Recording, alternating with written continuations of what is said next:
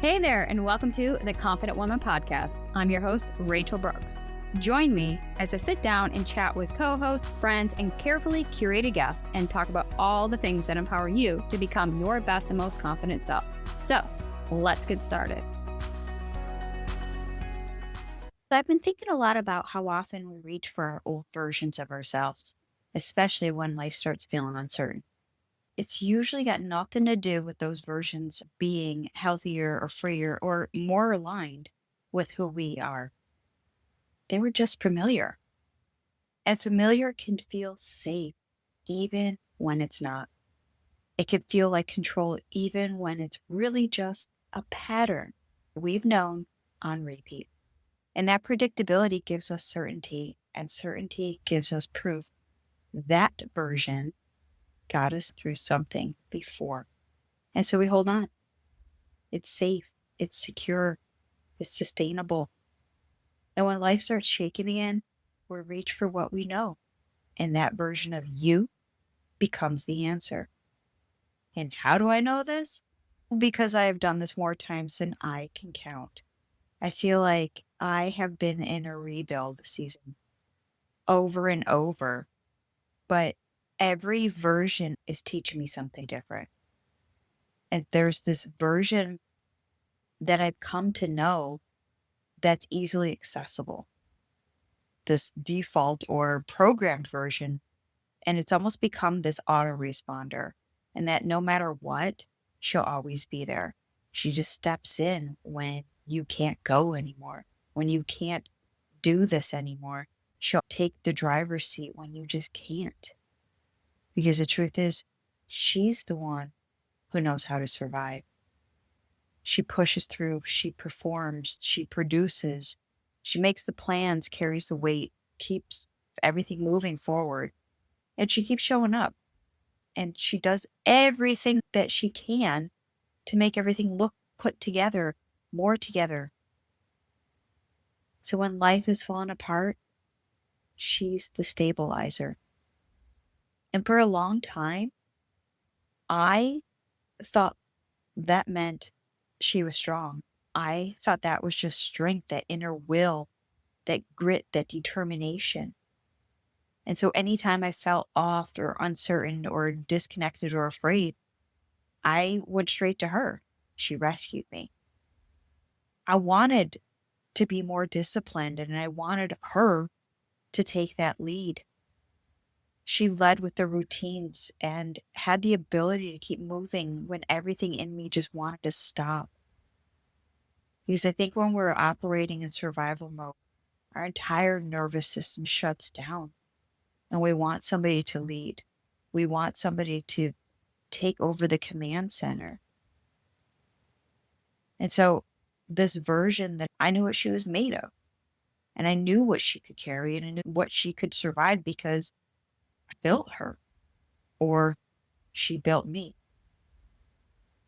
When you've lived in survival mode for so long, the lines get blurred. This version has survived a lot. We had proof because we've gotten this far, right? I got to give her all the credit, because if what I knew now today, I wouldn't have known to step in and operate. And she did her job, and she did it well. But as I take this question further, why we stay stuck in versions of ourselves that we've outgrown, I've come to ask myself even a harder question. What if the version of me I keep trying to get back to is the very version I've outgrown? The version that's no longer needed in this season, this stage, this chapter of my life. But letting go of her feels like losing a piece of me, and that's grief. I don't know if I can go through the pain of losing someone I know and love all over again. So I hold on to her near and dear. But if I keep holding on to what I know to be safe and predictable, when will real growth happen? When will change set in? And I don't want to just survive anymore. I want to thrive. And that means trusting, letting go, and knowing that God has had his hand in this all along, because he won't leave you, forsake you, or fail you. And while knowing that brings me comfort, the truth is I still have to let go, which is painful. And it's not easy. And that question hits differently because it doesn't let me romanticize who I used to be just because she got things done. It asks me to tell the truth about what that version of me was built from. Was she built from faith, peace, alignment, freedom? Or was she built from pressure, fear, survival, and the need to prove she could handle it all? And she served a need, a time, and a place. But staying in those places and spaces, we don't grow or thrive. So this past year and a half didn't just break some perfectly whole version of me. It literally exposed what had already been cracking underneath the mask. Those little cracks, dents, bruises, it all began in our psyche, in our soul. And after the tragic and traumatic death of my father, and then as of most recent, nearly losing my mother, there were parts of me that just simply couldn't pretend anymore. I couldn't keep performing, didn't have the strength or the will to even go or carry on. In short, I gave up. And that's where she stepped in. So I had to lose another part of me. And I was swallowed by sadness and despair. But I couldn't keep convincing myself that getting back to the same old routines, structures, rhythms of life can make that old version of Rachel walk back in. And I found myself in limbo asking, again, who am I? Who am I if I'm not my father's daughter? Who am I as a full-time caregiver? Who am I in this season, this life, this version? And I thought if I could answer somehow, that I could finally feel like myself again. And the truth I kept avoiding was that I wasn't the same woman anymore. And I had to come to terms with that. And that was another form of grief. Didn't want to experience. I had to let her go. So the more I sat with this, I don't think it was just the grief. I think there's a longing for something deeper, more meaningful. And while I don't have all the answers yet, that's what happens when a woman who's been carrying more than anyone sees for longer than she's wanted to admit. And so here we are. And here's what I've come to learn and understand. It's never just one thing. I know it's contradictory to what we hear in this personal growth space, the whole do the one thing idea, but that's not always true. I think if we look at it further, it's a great example of where two truths can coexist. So it's never just one thing. It's the series of all the tiny and big things that compound consistently over time. It's the loss, the stress, the business, the marriage, the body, the money, the family, the faith questions, the pressure to keep showing up, and that deep ache of not even recognizing yourself in the room or the mirror anymore. It's the accumulation of years of functioning inside a life that keeps asking you to be strong before it asks you to be whole or healed. It's the slow, steady erosion that happens when you keep calling survival responsibility. It's the way your identity starts wrapping itself around life, the circumstances and situations, being called noble, capable, dependable, useful, productive, and needed, until you don't even know who or what you are without carrying those labels and identities. Those quality characteristics are something you should be proud of. But that's not really who you are. It's who you've become because you needed to. That's why we stay stuck in old versions of ourselves. Most of the time, it's not that we want to. It's that those versions gave us something when we didn't know any other way was possible.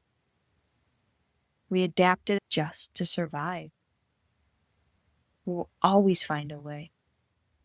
When I look back at my life, my patterns, and all that's made me, I see the through line. Achievements gave me a way to feel worthy. Fitness gave me a sense of control when my inner world felt chaotic and out of control. And the business gave me freedom, even when it wasn't always aligned with who I was becoming. And even this podcast, it gave me community and connection during years when my life happened alone in an office, talking into a microphone, hoping the world hears these words and hope that they matter to somebody on the other side. And I can honor all of that and see why those things mattered and thank the old version of Rachel for how hard she worked to keep going. But I can't keep letting her lead the way in every area just because she's familiar. And that's the unbecoming. The part of becoming that feels less romantic than people make it sound. We love the idea of becoming when it feels like expansion, beautiful breakthrough, filled with clarity, confidence, and purpose. But we don't talk about grief of becoming, about the strange discomfort of realizing the old version of you. And while she served her purpose and her time, she's just not the one who can carry what comes next. So today, I can look back and see how many times I tried to solve a new season with an old version of myself. I brought old discipline into new grief, old productivity into a season that was asking me to slow down and actually feel. I brought old business systems into a message that was never meant to be reduced to a framework, and old confidence into rooms where I actually needed was safety and honesty. And the last one has humbled me because sometimes the old version of me wasn't actually confident. She was performing confidence because she didn't feel safe and was afraid of what would happen if she didn't have it all together. And that doesn't mean that I needed to hate her or resent her or put some shame on that. She got me through seasons, but survival is not the same as freedom. And if I keep worshiping this version of me who had survived, I may never become the woman God is forming in me now. So to question, where do you take this? Where does this fit into you and your life? Because I think with these questions and these reflections and these honest conversations we have with ourselves, this level of awareness without direction. And so I think the three places that I'm learning to anchor this, and I want to share these with you, is that first, name which version is still in the driver's seat. It's when you feel the pull to perform, produce, perfect, or push harder than the season requires you, pause. Ask yourself who's driving. Is it fear or faith? Is it the woman you're becoming or the one you're trying to release?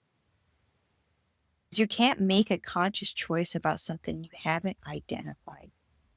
Take a look, take inventory, take accountability. Separate what she built from what she believed. None of that gets thrown out. What needs honest examination is what she believed under. These are the hard conversations. You got to ask yourself, did rest have to be earned? Was being needed the same as being loved? Did your worth live in what you could produce? Could they last? Is it something you're still proud of today? And I think that these beliefs deserve that real, hard, long look. Without honesty, there's no conviction. And we have to have conviction for us to change. And so third, give the woman you're becoming permission to lead and not just the permission to exist. We want the version of you to have a purpose. And most of us, we're willing to let that new version of ourselves sit in the room, but we're less willing to let her make the decisions. And maybe at this season of your life, that version, she moves slower or she needs more space. She needs to say no to things that the old version of you would have out of obligation or fear. And just let her. Let her lead. When you've had time to rest, reset, and recover, you can ask her to take a back seat. If she's still under this pressure, or if you're still in survival mode, we have emotionally shut down. Our central nervous system is just fried. But at some point, the woman you're becoming has to speak up. And that's where I am. I'm not trying to get back to old versions of myself, but I'm taking pieces with me that I can carry forward in this season. And that's what I'm trying to discern. What parts of her are coming with me? So maybe that's the invitation for you too. Ask yourself, what is it costing me to keep obeying her? Because I know that if this version is from fear, then where is my faith? And so remember, there's no shame. The old version that got you here, but she may not be the one that gets you to build what comes next. Before I close out today, a quick word. If this episode met you in a season of rebuilding and becoming, your body is right there with you in the work too. And beneath supports your energy, metabolism, and overall wellness as you do the hard and holy work of growing into who God's calling you to become, to fuel your mind, body, and soul. Check out the link in the show notes below. So until next week, take care and God bless. Hey there. Thank you so much for joining me on today's episode of the Confident Woman Podcast. If you enjoyed today's episode as much as I did, please be sure to like, subscribe, and leave us a review. Thanks again for listening.